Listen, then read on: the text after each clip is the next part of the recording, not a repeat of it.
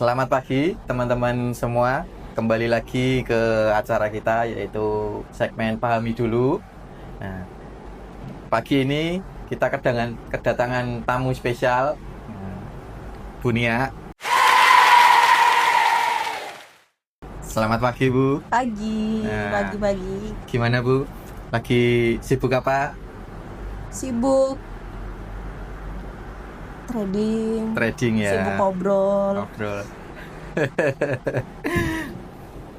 Oke, langsung aja ya Bu ya, untuk mempersingkat durasi. Kali ini kita akan membahas tentang yang lagi rame nih. Oke, apa tuh Mas? Nah, karena di episode pertama kemarin kita sudah membahas penyalahgunaan dana desa untuk bermain saham. Jadi buat teman-teman yang belum nonton episode pertama, ada di sini nanti. Nah, untuk episode kali ini kita akan membahas tentang yang lagi ramai belakangan ini.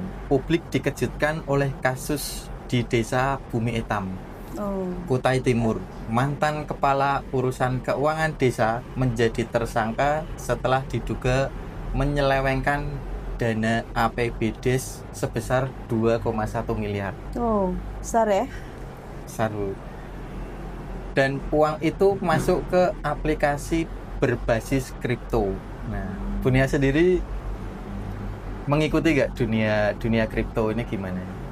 Kalau untuk mengikuti secara dalam sih belum ya Mas. Cuma sebagian besar banyak cerita dan sering baca juga sih soal kripto, tapi untuk menguasai untuk keseluruhan sih belum coba ya. Ini bukan kasus pertama, tapi selalu jadi pengingat bahwa literasi finansial masih jadi PR besar. Kita langsung aja, karena banyak orang yang ingin tahu bagaimana pandangan profesional terhadap kasus seperti ini. Nah, sebelumnya Bu Nia sudah sebagai profesional di bidang perdagangan derivatif atau trading, sudah berapa lama sih Bu berkecimpung di dunia trading ini? Ya, di perdagangan derivatif sendiri tuh dari 2010 sih Mas. 2010? Ya, jadi hampir 15 tahun. Betul. Jadi sudah sangat ngelotok ya. Lumayan. Nah, sebagai orang yang sudah berkecimpung nih 15 tahun di dalam dunia perdagangan derivatif, gimana respon pertama ketika Ibu mendengar kasus penyalahgunaan dana desa ini? Nilainya juga agak kecil nih. Ya, jadi kalau untuk kasus-kasus seperti ini tuh sebenarnya kita sering dengar ya Mas, dan kayak berulang kan sistemnya gitu. Jadi apalagi tadi Mas Nima juga cerita itu modalnya cukup besar juga yang hilang ya. Yang pertama pasti jujur saya prihatin ya.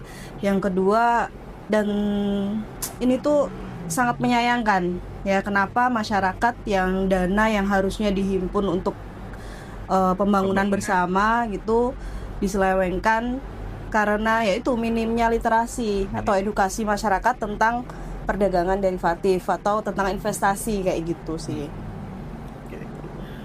Berarti masih banyak juga ya nih yang menganggap trading itu jalan pintas menjadi kaya. Nah, apa yang sebenarnya salah dari mindset tersebut, gimana Bu? Iya, kalau seperti itu tuh pasti jelas salah besar ya. Banyak orang menafsirkan bahwa trading itu kayak mesin uang, mesin pencetak uang. Padahal trading sendiri itu sebenarnya cukup menghasilkan kalau kita benar-benar mengetahui tentang peluang resiko atau manajemen resiko.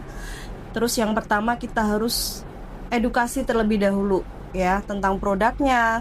Kembali lagi dari tentang manajemen resiko, regulasi dan legalitas platform atau perusahaan di mana kita berinvestasi kayak gitu sih. Menarik nih Nah. Apakah trading itu salah atau masalahnya justru ada pada cara dan tempat orang melakukannya? Kalau jelas trading itu harusnya nggak salah ya, karena saya hampir 10 tahun di bidang ini gitu. Cuman dan ini perusahaannya masih bisnis ini masih sangat menjanjikan eksis dan menjanjikan gitu. Jadi kenapa tadi saya bilang trading itu nggak salah? mungkin tempat atau caranya aja yang salah ya. Cara yang salah itu dalam artian orang itu tadi, kembali ke yang kedua tadi kan mindset ya. Mindsetnya adalah trading itu untuk menghasilkan uang, padahal itu adalah kita benar-benar berbisnis ya. Jadi dimanapun bisnis itu kan memang harus tahu resiko ya, tahu modal, dan yang penting tahu platform di mana kita harus berdagang atau berbisnis kayak gitu. Legalitas itu penting banget. Legalitas ya, paling utama ya. Apa bahaya terbesar ketika masyarakat belajar trading dari sumber yang salah? Nah, sumber yang salah ini bisa misal dalam iklan keluar trading modal 100.000 atau trading dengan modal kecil. Betul. Terus free komisi, free swap. Nah itu gimana Ibu? Jadi apalagi di 2025 ya, zaman tuh kan sekarang semua serba medsos ya, digital. Kita mencari informasi dimanapun tuh tinggal klik aja ada gitu kan. Nah cuman kadang itu kembali lagi tadi kan iming-iming dan sebagainya, terus sumber yang nggak jelas. Jadi kita tuh nggak tahu manajemen, regulasi dan sebagainya. Jadi benar-benar harus diperhatikan kayak gitu. Money management. Iya. Menarik.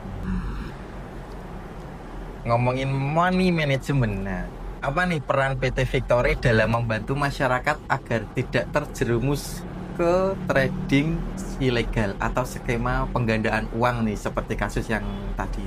Ya, ini tadi menuntut dari yang sebelumnya ya. Jadi kalau PT Victory itu kan kita merupakan perusahaan berjangka yang legalitasnya ada ya, kita berlegal, kita di bawah Bapepti dan di bursa berjangka. Jadi untuk keamanan dana nasabah itu memang diperhatikan sekali gitu.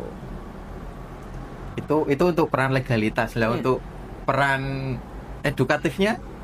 Oh jelas. Jadi kalau seperti Mas Hima tadi bilang kan, ada benar sekarang tuh trading aja dari modal $10, $50 bisa ya. Jadi beda dengan zaman saya dulu, itu memang harus modal besar gitu. Tapi yang tentunya dengan modal yang cukup besar itu kan kita harus punya wadah untuk dapatkan edukasi. Ya, edukasi. Terus tentang money management itu nanti di PT Victory akan diajarkan semua. Jadi kita berkomitmen untuk mengajak masyarakat untuk melek investasi. Ya, jadi melek investasi, kita tahu resiko, kita tahu peluang keuntungan di mana, dan nanti semua fasilitas kita ada di PT Victory. Ada ya. Nah, kalau mau edukasi lebih lanjut bisa kemana, Ibu? Ya, kita bisa bergabung teman-teman kalau mau mencoba belajar bersama gimana cara memanage investasi yang benar dan yang pasti legalnya ada, kita legalitas ada. Kita tunggu di PT Victory, nanti kita bantu semaksimal mungkin untuk memberikan teman-teman edukasi dan cara bertransaksi yang baik. Dan tidak perlu trading dulu untuk investasi, nggak perlu. Kita belajar sama-sama dulu sampai kalian paham, mengerti tentang gimana caranya mengelola resiko dan gimana caranya mengambil keuntungan dari peluang market kayak gitu sih Mas. Berarti nanti bisa belajar dulu pakai akun demo ya? Iya betul, kita menyediakan akun demo sampai akhirnya teman-teman nanti yakin untuk bisa join langsung di akun real kayak gitu. Oke.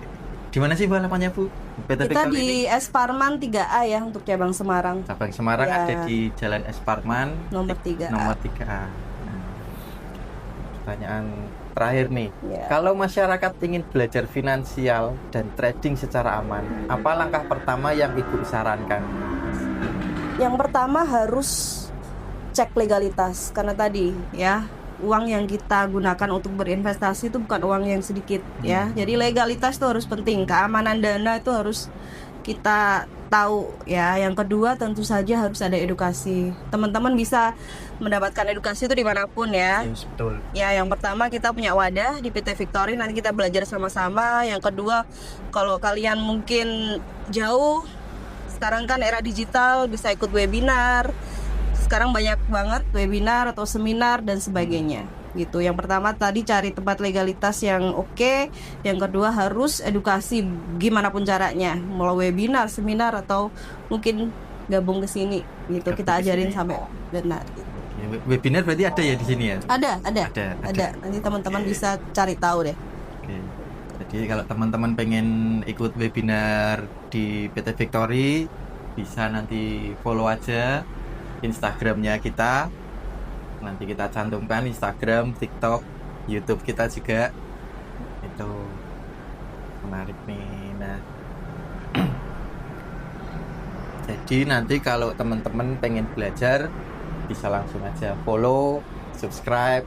Nah, ada kata-kata terakhir dari Ibu buat teman-teman yang mau belajar, mulai belajar trading, itu apa sih yang harus disiapkan selain dana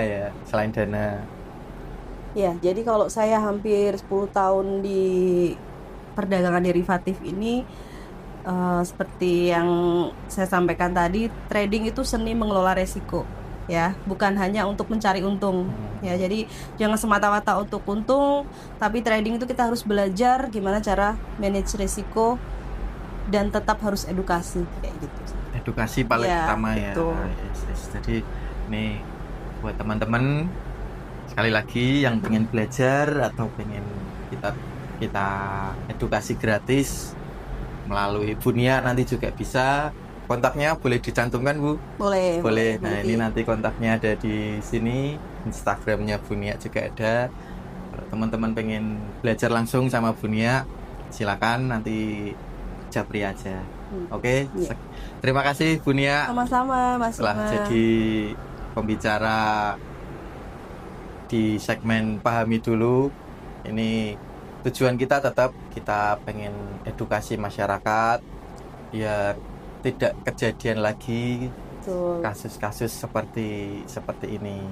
Nah, oke, terima kasih. Sampai jumpa.